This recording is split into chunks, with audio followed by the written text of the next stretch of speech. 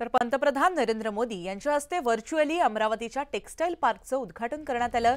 यावेळेस नवनीत राणा यांच्या डोळ्यामध्ये अश्रू अनावर झाल्याचं पाहायला मिळालं। देवेंद्र फडणवीस यांनी अमरावती टेक्सटाईल पार्कसाठी नवनीत राणा यांनी देखील पाठपुरावा केला असा उल्लेख करताच नवनीत राणा या भावुक झाल्या।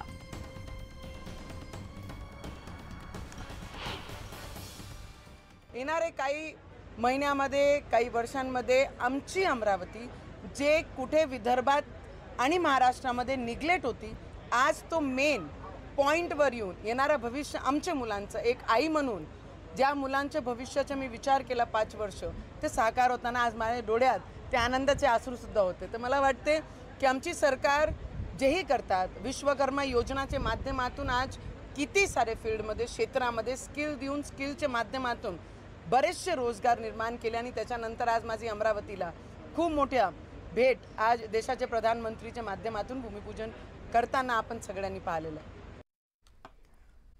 महाराष्ट्र